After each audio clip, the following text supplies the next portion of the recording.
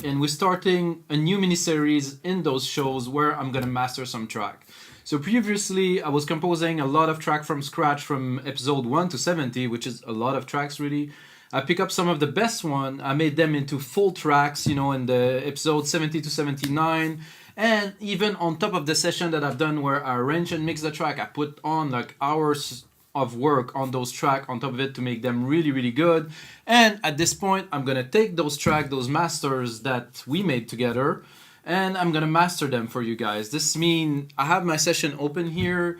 I will probably transition between headphones and speakers, and I have to do some cuts a little bit for you guys, but I will try to leave the audio untouched. That means what you really hear from now until the end is the result of my work. So I will have my voice, of course, overlay so you can hear me, but I will leave the audio intact, so it's going to be from the start to the end. And what we're mastering today is a deep progressive track. I call it deep house, you know, just to put the genre in perspective. It's got a lot. It's called Chronos. It's a template on our site. It's exactly the template that we have on the site minus the compression and the limiting that I put.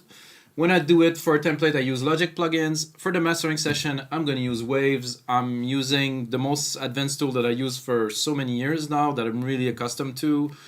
I tend to do mastering in stages, you know, with the gain staging. So I start very slowly and I do really small increment in each plugin. So instead of having one plugin that does a lot of the work, I use like small incremental. So I do a little bit of compression, I do some limiting, I do some more compression, I do some more warming, and it's all a little bit slowly increasing to get the final result. So first of all, I'm gonna play you a bit of the track and listen to it here. Like I said, I'm gonna switch to speakers at some point and I will have to turn off the mic, so, or I don't know, I'm gonna see in the edit how it sounds, you know, to make it work for you guys. So this is the track. It's called Chronos, 118 BPM. Of course, master 96K, 32 bits. It's a really clean track. Worked a lot on it. It's melodic.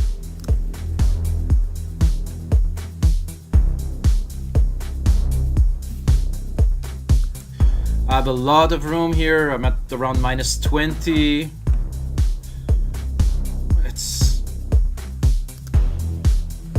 So I'm gonna do it like really, so and tell you what I do with the elements. So I'm starting with this Rec 6 Renaissance EQ, and this is mostly for me like a summing.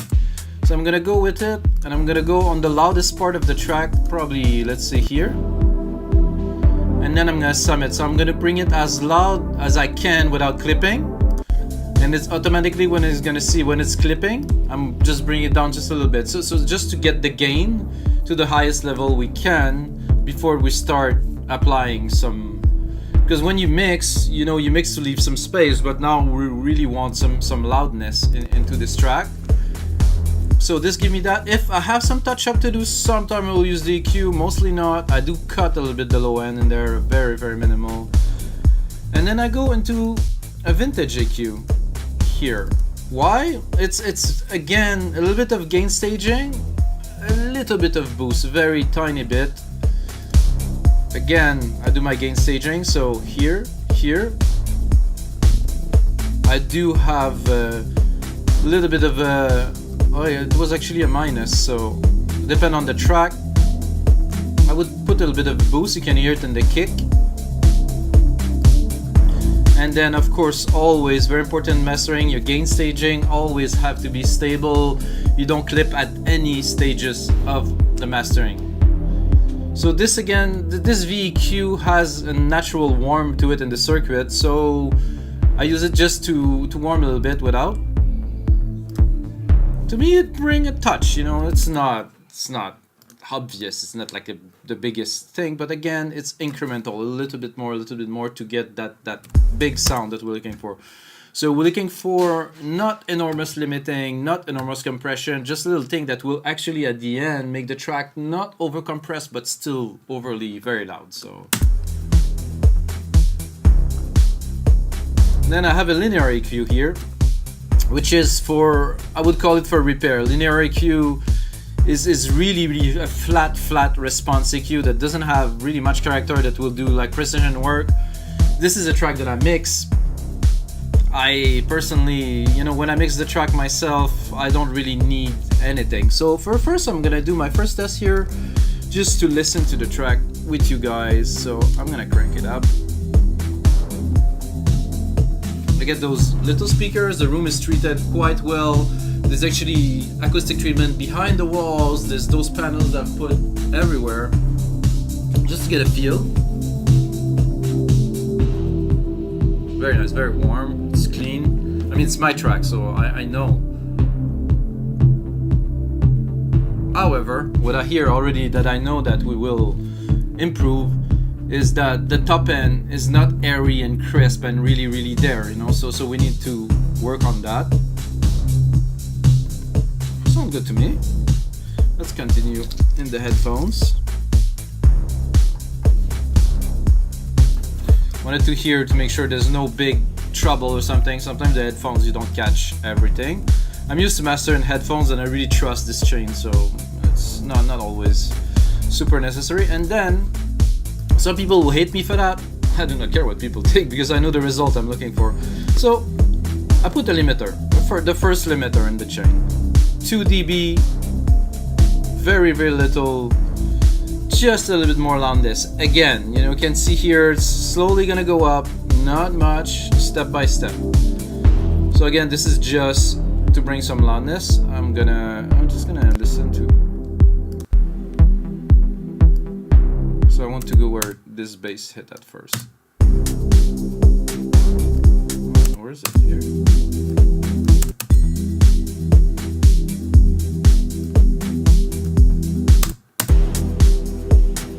Right here. It's good because it's also a good thing to have if you do mastering, to know the original BPM of the track to set up the grid. So it's 118. It is 118 here. I have my transition at 33, 65. So all the elements are in time. So if I want to work on separate segments, I can. So that's what we're doing now. Okay, L2, bit of maximizing. Going into LINMB, which again, a lot of people will hate, not a lot, but some, you know, purists. Some people don't like this. I personally love it. Adaptive electro mastering, not too much, a little bit. To me, this contain the track into some bounce, so it's bounce. So after this, most of the speaker would sound very good. You know, just this is like an amazing tool. Waves does this to perfection. There's also Eventide that do things like that. There was TC Electronics that was doing something like, it's linear phase, it's processing different level of compression and dynamics. So you can see I'm hitting it, not too much. The bass is a bit heavy, so it's hitting it a bit more. So here we have a bit of clipping, so I'm bringing it down. I think this was, sometimes it is only at the start, when you start the sound, the initial jolt will make the plugin go over. So actually with 32 the 32 bits at 96 Hertz, you can actually go plus 10 without really any damage. There might be some damage within the plugin themselves, but usually not.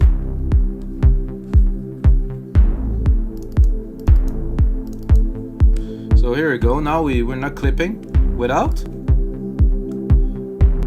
For me, we kind of put the track within the speakers. It's hard to explain, but that's a good one. Then I'm going with an API 2500 legendary API compressor, just to give a nudge again. Lane modern mastering. I like this for the low end, for the kick. It just give that softness. Again, this is deep house. I mean, on a trance track, I'm definitely gonna do things a little bit differently. But for this is good. Loudness? We're not so loud yet. Even knowing that there's auto gain here. Was it on manual? Oh, wait a second. I'm bringing it to 0. Let's see where we're at on our gain staging. Minus 3.6. we're not really pushing it yet, which is good. We don't want to. Then I get a G channel here that sometime I use. So there is something about this G console, this SSL logic with the low end. Personally, I like it, and the top end too, mostly the low end. So you will be able to bring some richness, some really kind of thick low end, you know, that won't be somehow boosted. So there's a difference between some character and boosting. So if you're boosting, you just bring the frequency up. Good. But if you use this, for me, without boosting a certain range, you just bring that roundness that's there. So let's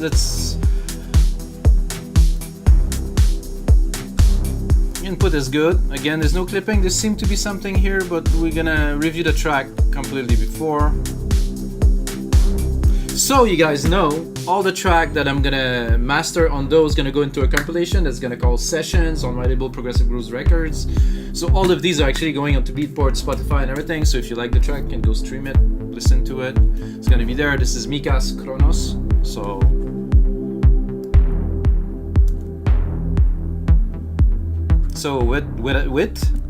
without, you can hear some click because it start and stop. This, for me, this is a bit of a, in the kick and in the low end, is like that roundness that's coming there. I will go again into the speakers because we're at a few stages. So, and I will back up here.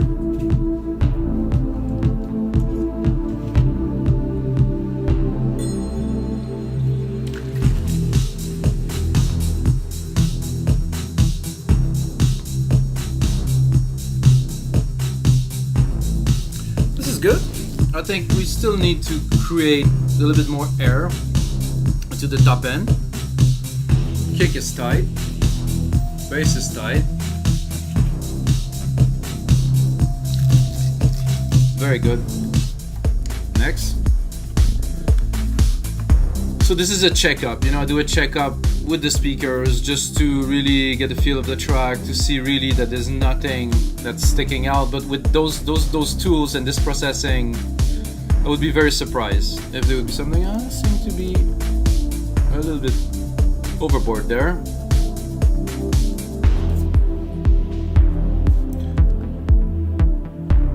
So I'm gonna forward a little bit in the track.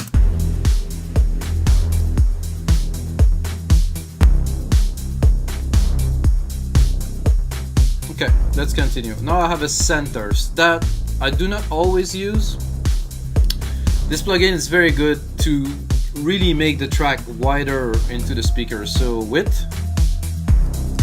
So you might have the feeling that there's more volume. There's not actually more volume, it's just more rounded in the speaker. And by the way, this mastering session will also be available on our site, so you can master your own deep house track with the session, of course. All of the plugins, all the setting like they are at the end of the session. I will also include this master so you can play with it.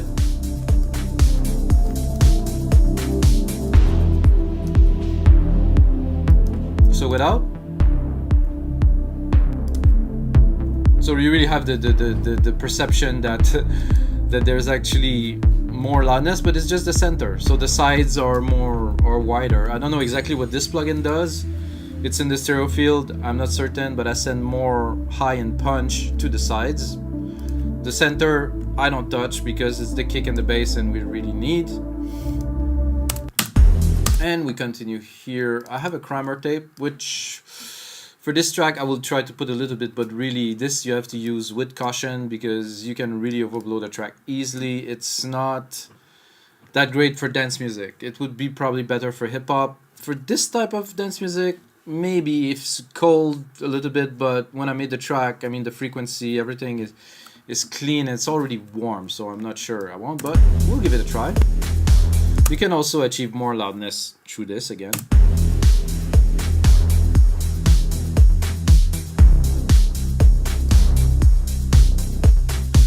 So this will dictate how much juice are you putting on the tape, or how loud are you sending to tape. So this is definitely too loud.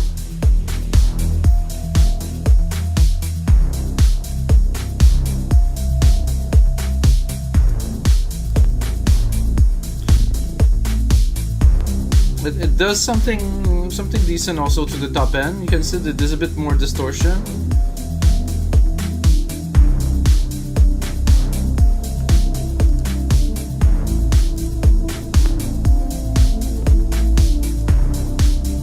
I like it. Very light. See, we're not really raising the volume, just adding a little bit of character again. Then we're going into the SSL. Again, use with caution. I know some people say it doesn't make sense, but I like what it does to the kick. Gives a nice, like, gluing punch.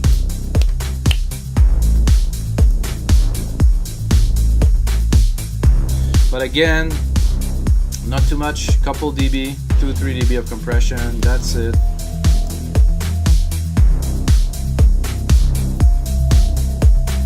Then we're going into a second LINMB, guys. After that, I will have a listen really to a big part of the track. This one is a completely different setting. This one is electro adaptive. It's open. It does slight work. This one is opto. It's much tighter. The bandwidth is much smaller, and we're just gonna apply a little bit more to really get that nice, clean, airy feel that you find into a very well mastered track. I started doing that recently to add a second one, and I was like, wow, this is good. I've never seen that done. I kind of figured that out, and personally, it did change a lot of the nature of the track. I always try to achieve this super clean, tight look, I mean, feel. So let's listen with.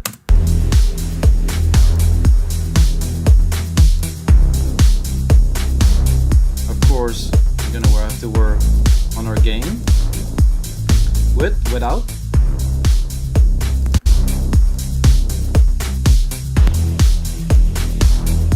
Sorry for the little crack and pop. It's just the DAW that is, working it out. So, guys,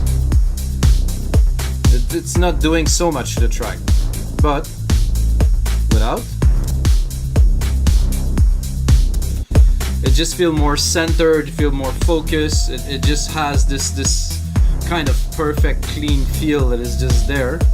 I personally mastered thousands of tracks for myself, for some customers, for my record label, Progressive Grooves and stuff, and this took me a while to really get it. I actually did those settings myself with different attacks for the electro. This one I didn't really touch, but again, it's not doing so much to the track.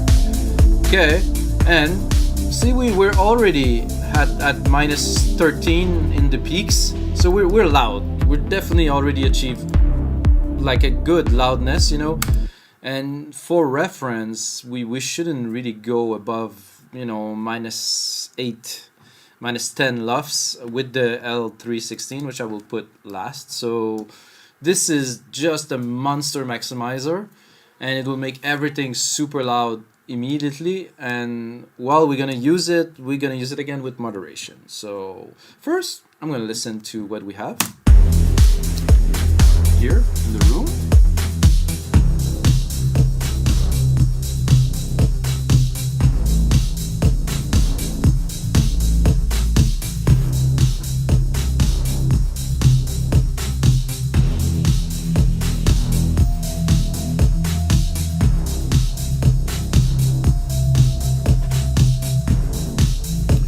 Let me hear it without.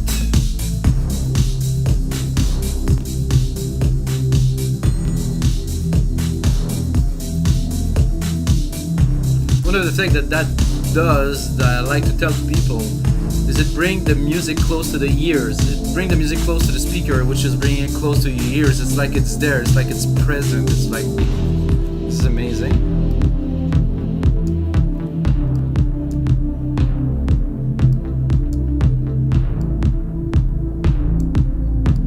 We are almost at the end of this mastering chain here with the last part, which is L316. It's basic setting. I don't play with this. This is a very advanced tool. I did not have too much time to study, so basic does perfect.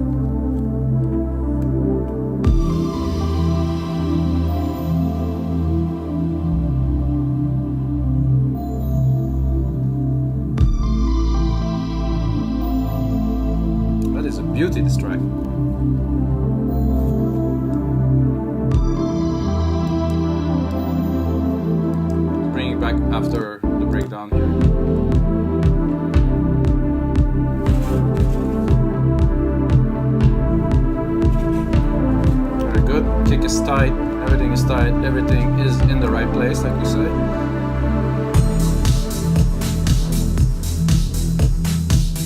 I personally prefer my track a bit more bassy, a bit more forward. Some people like to be completely flat. Personally, I like it. So we're gonna complete this here, applying some maximization. So we can see here we're at about -12. First, I'm gonna go here. So this to use is you go like this. Then when you occur, just do your demo, guys. When you occur loss of signal, like there, ouch, it's because you're too far.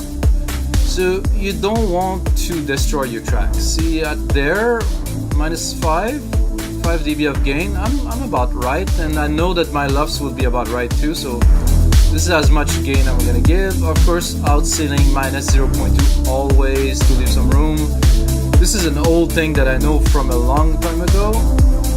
I know that this should be okay because it was just a restart. What this maximizing will destroy first is the low end, so you have to be very careful with that.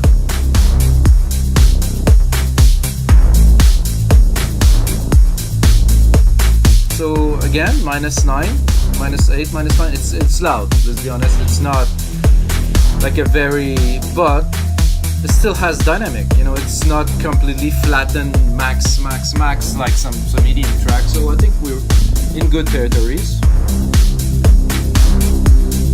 And what we do when we're done with a track like this, I will do like an audition, you know, so some listening. So let's look where we're at. That's all good. So now that everything's into place, everything is there, I'll take off those completely, and I'm gonna crank it up for myself and for you guys. You can hear it. I might cut the mic for a minute, so I just want to hear from the start.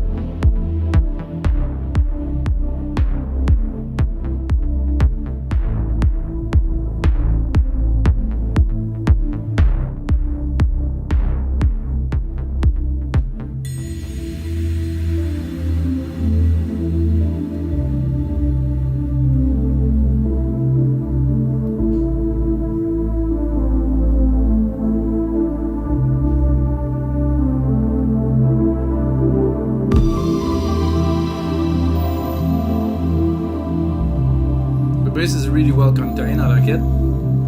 Even knowing there's this big bass pad in the back, it's not overly taking the room, so this is what the LINMB is good with, to really balance everything out.